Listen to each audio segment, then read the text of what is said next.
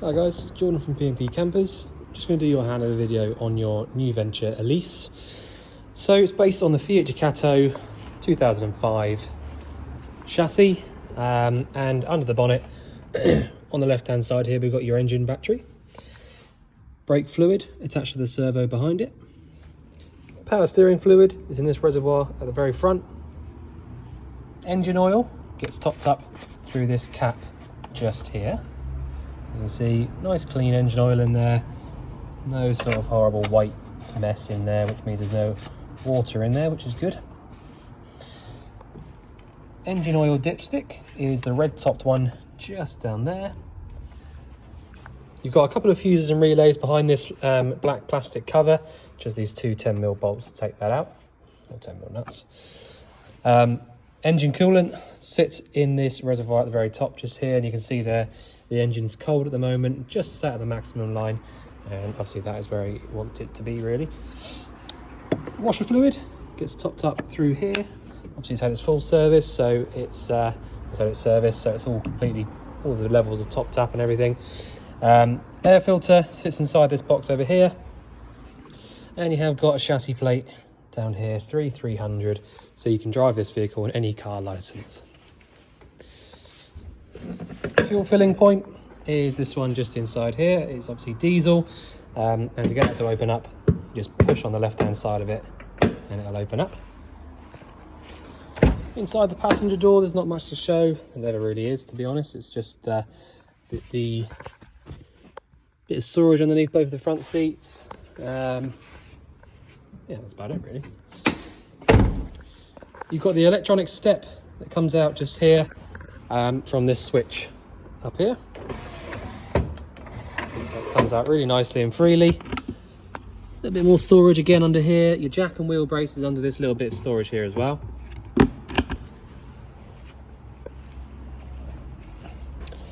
I just have a little look down here, see if we've got anything. Nope, nothing to show you down there. So at the back of the van we've got your reversing camera up there, which works really nicely. Full-size standalone table just here inside this little area. Little cap here to stop it falling out when you're driving, and also this piece here which does open up and make for an extra bit of sort of like cooking surface, you know, worktop area. Got little buttons there to press in, which will allow you to close this up much easier with two hands, obviously. But can do it. Underneath that we've got your toilet cassette locker. So obviously I'll actually show you how the toilet works when we get inside the van, but toilet cassette locker is separate. So you have got a separate, a fresh water flush on this particular system. So you've got this pipe on the left hand side here, comes straight from the fresh water tank. So you will need some fresh water in the tank in order to flush this toilet, is all I'm trying to say. To take the actual cassette out, you lift up on the yellow little lever there, and then the whole cassette will come out. From there, all you need to know really is that you've got, you drain it out from here, and when you are physically draining it out, you should be holding down the little yellow button at the back. Also, this rubber seal just here, you need to make sure that every now and again you lubricate it with a silicone lubricant, as well as when talking about the silicone lubricant. Silicone lubricant for a motorhome is probably the most important thing you can get. So any kind of silicone lubricant, any rubber like this, really important that you do that every now and again. It's not, it's not massively essential, but what it will do is it will stop water from being able to get past the rubber seals. So whether that be these seals for the main back doors, or whether it be for the freshwater filling cap, because that'll have a little bit of seal, a seal in there, whether it be for the rubber seals that go around the windows on the inside, it's just really important that you keep, especially on motorhomes that spend most of their lives outside, rubber does perish. So just as often as you can, lubricating all those rubber seals, anything rubber really, will save you a lot of hassle in the long run. in this cupboard just here, also at the back, we've got a Gasset refillable gas system, which the filling point is on the other side of the van just here. So a really nice, neatly fitted system. So any decent petrol station should have a gas LPG filling point to go on there. But the actual bottles themselves, all you need to know, to be completely honest, is how to turn them on and off. So anti-clockwise round to the left will turn these bottles on. Clockwise round to the right all the way will turn them off. When you come in here to start using it, you can just turn them both on. And once you've done that, you will then have gas at any of your gas appliances. You need to make sure that you turn the gas bottles off before you start driving. That is just essential. The last thing you want in the event of a crash is 37 millibars of gas pumping out to, you know, whatever thing is broken. And it might not sound like a lot, but 37 millibar is a lot when it comes to LPG. So these two vents just here are both to do with your fridge. So if, like me right now, you've got the fridge lit up on gas, you will feel hot air coming out through the top of this vent just here. So that is one way of just double checking that it's definitely working. It's whenever I'm doing a habitation check, if I want to just, you know, make sure that it's definitely on, that's exactly what I'll do. You've then got the hookup point. So hookup's plugged in at the moment so that I can show you a few bits working on that. And I'm just going to get down here just so I can see which tank that is. Okay, so that looks to me to be your wastewater drain off point. So wastewater drain is this one just here. Fresh water may be inside the vehicle, but I shall check on that. Or is it on the other side and I've missed it? Okay, so that is your wastewater drain off. Let me just check on the other side quickly. I might have just missed it when we were going around.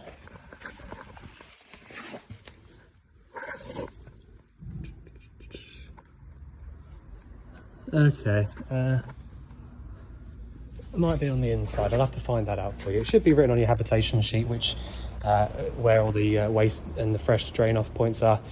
But there you go. Okay, so this vent just here is for your boiler. So if you've got the boiler lit up on gas, it does work on mains as well, but mainly for if you've got it lit up on gas. Same again as the fridge, you can put your hand on either side of this vent just here and you will feel hot air coming out of it if it's working. I'm just going to grab the key from this seat just here so I can show you how to use the... I'm very unprepared with this video. So this is the freshwater filling point. So really easy to use. This key just here, key goes in, twist it, and it'll come out. So this is the sort of thing I was saying about. So this hasn't been lubricated. So just get your rubber sealant. Just give it a little bit of that. So it goes all sort of shiny looking. And all that's doing is just lubricating that rubber and giving it some kind of like, to stop it just going dry basically. And when rubber like this goes dry, especially in this sort of circumstance when it's stopping the water from coming back out or whatever, you know, it does make a difference. If you left that much longer, you would have had an absolute nightmare trying to get this off. Is the main thing. This vent just here is for your heater. So if you've got the heating on the gas there, you will feel hot air pumping out through the bottom of this vent. And then we shall go through the bits on the inside. Right, so on the inside, we've got absolutely tons of nice extras in there. This particular year of vehicle, this age of the Ducatos, very, very rarely even had air conditioning, let alone, you know, the cruise control, which is on the actual steering wheel here, electric adjusting mirrors, all of that. So it's a really, really high spec. So your lights and your indicators are on this left-hand stalk here, washers and wipers on the right. You've got the 5-speed manual gearbox. As I said, you've got your air conditioning from this switch just here, and all of your heater controls work from the middle. You've then got a really nice new looking Sony head unit up there, which should come to life if you turn it on. Where's the button? There you go. Just going to undo that for the time being, just so it doesn't drain out any power. So yeah, cruise control from the steering wheel, you got on and off, and then you can resume, increase the speed, all that sort of stuff. So like I said, that's a really nice little extra to have on a van like this age. Reversing camera is on this screen just here. It won't come on until your ignition's on, which is because it's been wired up properly, so that it can't drain out the engine battery at all. But that's about it really. That's it for the cab. So just going to go around now and I'll show you into the back end of the vehicle.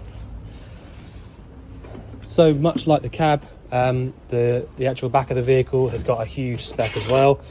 Loads and loads of nice extras in here. So what I'll do is I'm going to start down here, which might seem a little bit weird, but so that I can put these seats back down and get them out of the way, I'll show you this section down here first. So all I've done to get to this is take this bottom cushion off. Actually, in fact, I've taken the back cushion off and sat the bottom cushion up. You've got all your carpets in here. We always just clean them up and put them down underneath, just so that you can, see that the floor's in good condition, and you don't have to put these back down if you don't want to, but you can do. Yeah, so the only reason I really show you in here, to be completely honest, is because you've got down here, you've got a little yellow tab, and that little yellow tab is the drain for the boiler, which is this grey unit here. So that drain for the boiler, at the moment where it's laying flat like that, means it's in its closed off position, and any water that goes to it will stay inside of it. If I lifted it up now, so it was facing vertical rather than flat horizontal, what would happen is any water that I've already put into that boiler there, 10 litres of it, would drain straight out onto the floor directly underneath that draining point. So the only reason I'd ever need to do that is if I'm going to be leaving the van sort of like over winter and it was going to get really cold. And the reason for that is if you have 10 litres of water in this boiler, or any water at all actually, in the boiler, then essentially what will happen is it will freeze up. If it gets so cold that it's going to freeze, it will freeze up, it'll expand, and it will crack and break all of the joints and the pipes and whatever else. So it's really important that you make sure you drain that out before winter if you're not going to use the van. Obviously, if you are going to be using the van and you are going to go away in it, you don't have to drain it out, because of course you're going to be keeping the van warm anyway. So I did see under the vehicle just then as well that most of the pipes underneath the van are all sort of lagging around it and sort of winterized nicely. So it's unlikely in this particular instance that you're going to have many issues with freezing problems. But as I said, if you're going to leave this van outside over winter, please make sure that you drain out the boiler. At the very, very least, just drain the boiler out. The best thing you can do for winterizing, I have actually put a video out on this, but the very, very best thing you can do to winterize the van is not only drain out the boiler, but drain out the fresh and the waste tanks, and also lift all the taps into the open position, so that if the water is still inside of here and it does freeze, it's got somewhere to go, because you've left it open. So it should freeze. If it does freeze, it will come out of the spout. But there you go, that's just rambling on really. So pop this seat back down, and then I can pop this one back in so that it's out of my way. Okay, so this particular new Venture Elise has got absolutely tons of storage all up around. This probably was a glass cupboard at some point, because it's got a clear screen on it. Loads of little bits and pieces all around. So you've got a TV in this little drop down cupboard here, nice cello TV there. You've got various power sockets. I mean, these have been fitted aftermarket, I'll be honest, but relatively neat job done on it, so can't argue with that. So the control panel itself, so this is your kind of the brain of the vehicle, if you like. This is what tells the vehicle and all the 12-volt stuff what to do. So you've got external lights, internal lights, water pump, and then your main on and off switch there. So essentially what I've done is I've come into the van, turned the main power switch on, and then turned all three of the rest of them on, and now I've got power to everything basically. This hasn't got anything to do with the mains powered stuff. The only thing it has got to do with it is that it will tell you when the mains cable is plugged in, showing you that little symbol there. You've then got the temperature, so internal and external. Battery voltages, so that is your caravan or your leisure battery, and the engine battery there. Fresh water level there, so it says that the fresh tanks are absolutely full, and so, you know, I can then go ahead and use the water. So the first thing I'm going to run through, because it's the first thing that you should do really, I tend to try and do this first because it's one of the first things you should do. Turn your power on, make sure that you've got water in the fresh tank, which we do. Turn your pump on, and then just come over here. I'm just going to smash my head on that in a minute. I'll pop them down. Come over here to the tap and just pull the water through. So we're going to go cold water first. I can hear the pump just kicked in straight away, so that's a good sign.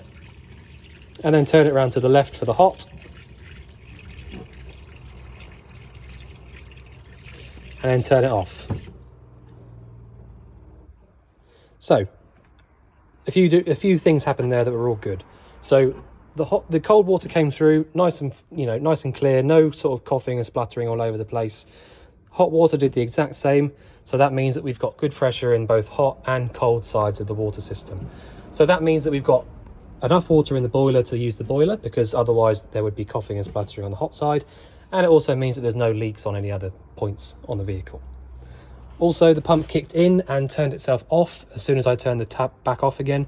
That also means that there's no leaks in the van. If there was a leak in the vehicle, the pump can't physically turn off because it can't get to pressure.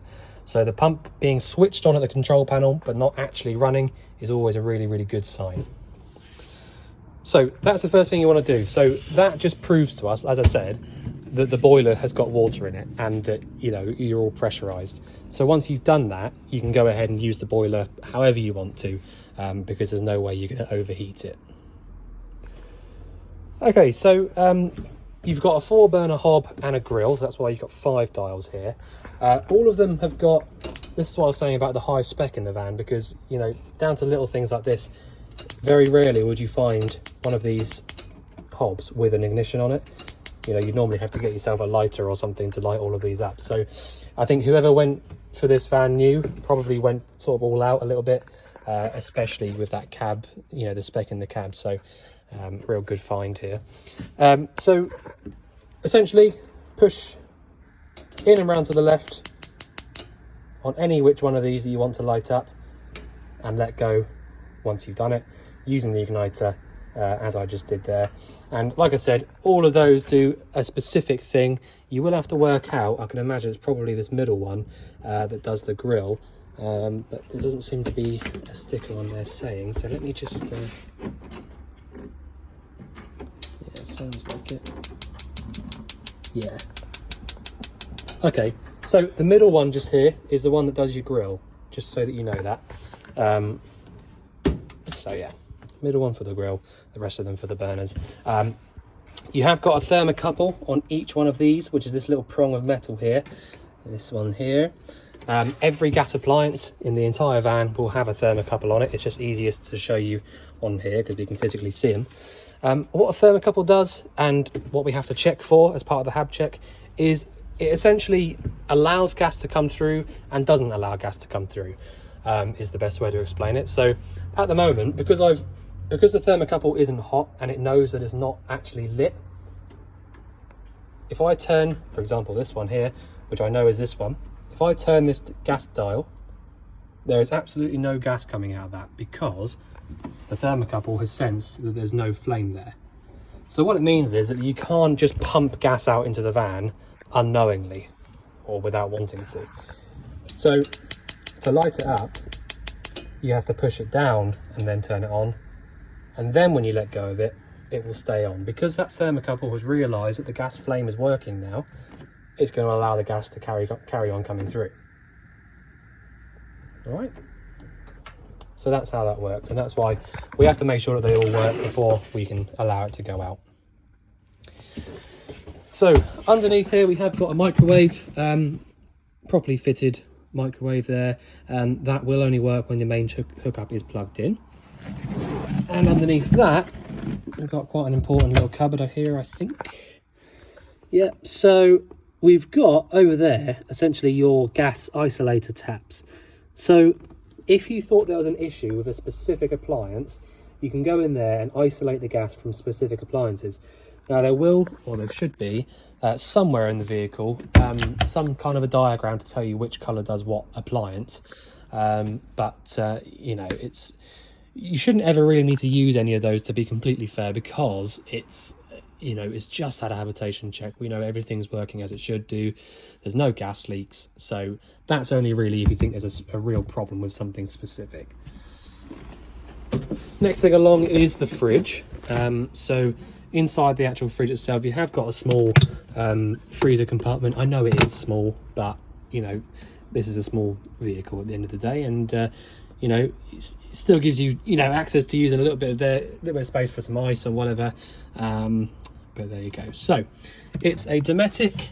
It's a RM4213S is what it is. So if you ever needed any parts for this fridge, I mean, obviously you can give us a shout and we'll get anything for you or sort anything for you. But if you ever wanted any parts, that is the part number you will need to tell whoever it is you're trying to get parts from.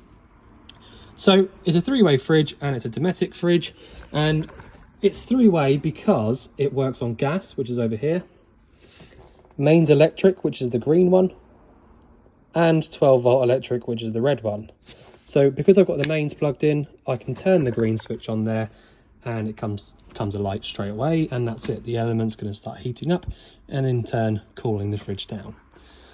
Now the green switch there, the mains, will take a good few hours to actually cool this fridge down, and that's the same with all fridges, not just this one.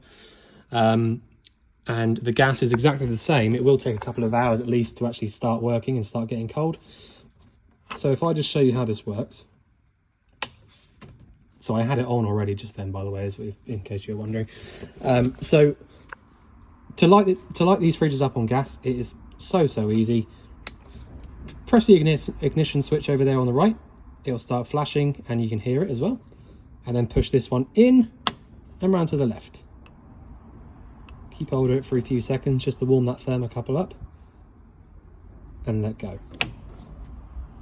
As long as, when you let go of that dial there, the ignition stays off, you can know for a fact that fridge is lit. If the flame goes out, that ignition will start flashing at you again. You can also, if you want to, have a look down this little peephole. Yeah, just about. Where are we? There you go. And just about see a nice little blue flame in there. So that little hole there is purely just for checking that the gas is lit. But as I said, I mean, you can check down the hole to see the flame. You can do what I've just done there by checking the ignitions off. And you can go outside and put your hand over the vent and physically feel the hot air there. So there's a load of different ways of making sure it's definitely working on the gas. But you know, if you were in a real rush for a cold fridge, you can have it on gas and mains electric as well at the same time if you want to. It's not really necessary, to be completely honest, but that's how you use it on either of those. Assuming that you've pre-cooled the fridge and you're about to drive away, you then have to press this little red button here, which will illuminate when you start the engine. So the red one, the 12-volt switch just here, if I just, I'm just going to stand up. The way that works is you've got what's called a split charger or a split relay on this particular vehicle and any other decent motorhome as well. So what a split charger does is it essentially splits off the power between the alternator and the engine battery, sends some off to the leisure battery and some down to the fridge. So that basically means that when you're driving along, as soon as you start the engine up, the engine is charging up the leisure battery as well as the engine battery. All right, and in turn sends another little cable down to the fridge as well, so that you can keep the fridge cold via the engine whilst you're driving. And you know, the reason that they do that is because you can't drive along with a hookup cable plugged into the van, so you can't use the hookup, and you absolutely should not drive along with the gas on, so you can't use that either. So you have to pre-cool the fridge first, as I said, but if you're going to drive off, select the red switch there. And that's it. That's all you've got to do. Once you get to where you're going again, you park up or whatever, you know, just if you're hooked up, turn on the main switch. If you're not hooked up,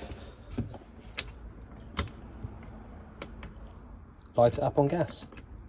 Like I said, just hold it in for a few seconds. And there you go.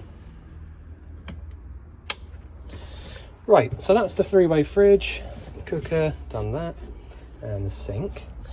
In this main wardrobe here, got a couple of bits. So you've got a solar panel on the roof, and quite nicely fitted actually. You've got the panel wires is the white one just here, and you've also got two sets of wires going off to the batteries. This is what you call a duo controller, as you can see there, duo battery solar controller. And that basically means that not only is it charging up the leisure battery, but it's also charging up the engine. So anytime you're outside and there's sunlight on the solar panel on the roof, both engine and leisure batteries are both being topped up all the time. So it's a real handy thing to have. I mean, you can fit single controllers. So generally speaking, you would have that just charging the leisure battery. But to have the duo one there, I just think it makes so much more sense. If you've already got power, free power coming down from the roof, why not just run it down to the engine battery as well? It's just a no-brainer to me, but that's what you've got there. So and the power meter here as well.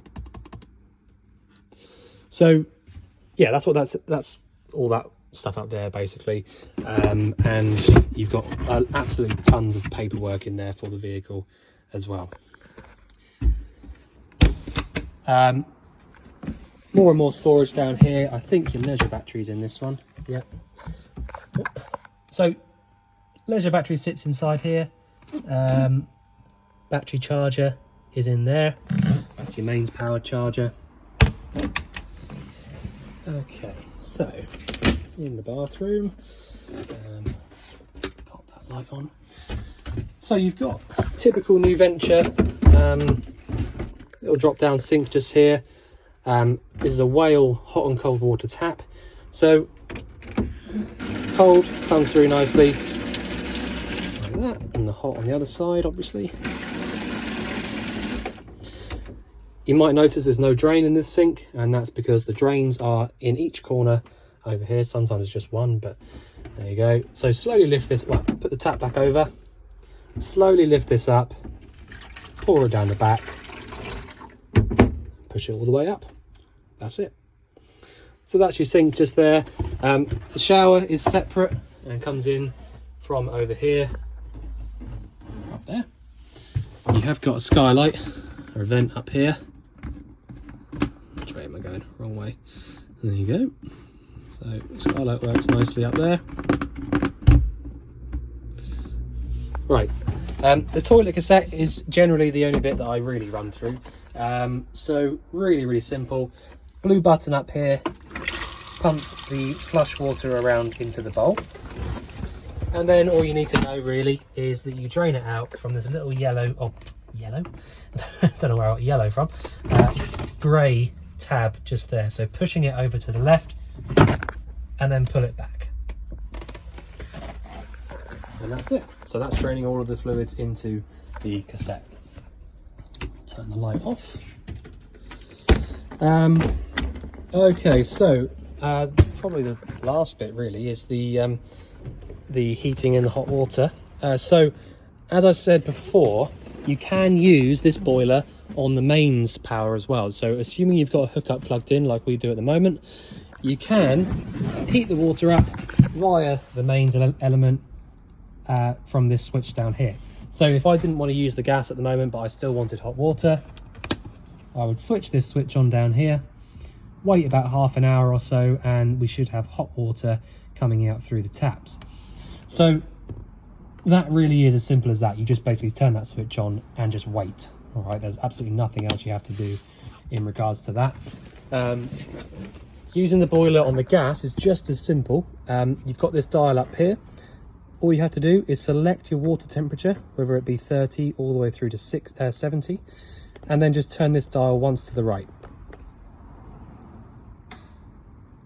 You can probably hear that on the video. It lit straight up, and after about half an hour or so again, you should have nice hot water. That really is it. We turn it back off. There you go. The one below that is the Trumatic E, which is your space heater.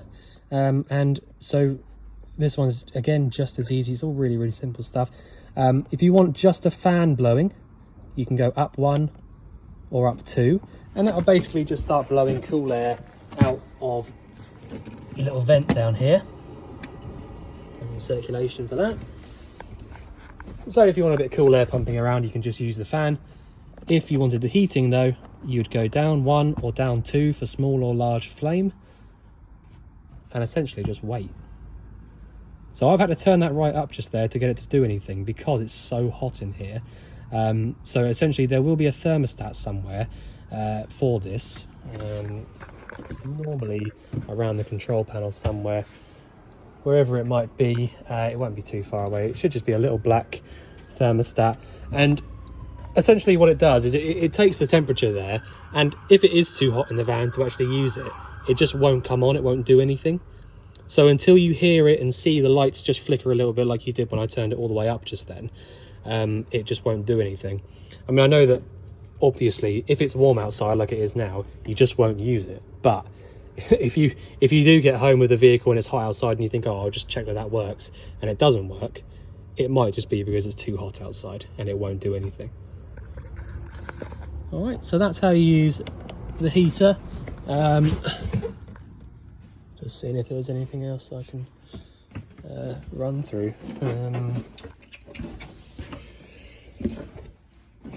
I think that's about it really. Yeah, you've got a huge skylight above our heads just here. This is a main Hecky skylight. To pull that down, you just carefully sort of let it go down, push the handle back up, and then close both of these clips over. You've got a blind and fly screen from the sides, good tension in both of them. But other than that, I think that's all the appliances I can go through with you. Things to look out for when you drive off is make sure that your step's in, make sure that all your windows and skylights are down and closed up and shut properly. I see it all the time when I'm driving about on the motorway, seeing people drive around with these great things wide open. I literally can't explain to you how how much of a terrible idea that is. It might not sound like a bad idea, but these are about £1,000 just for us to buy them, let alone the hours that it takes to take them out and fit them, refit them again. So please don't drive around with these wide open. I don't understand how people get away with doing it, to be honest. I don't know how they don't just all break on them, but it's the absolute last thing I would ever be doing. So please make sure that you close them all down before you start driving, even if it is hot outside. I mean, this particular van, you've got aircon, so you don't need it open. Yeah, otherwise, I think that's about it, to be honest. If there's anything you think I've missed out or anything you'd like going over again, just let us know. But otherwise, we look forward to seeing you soon. Thanks very much.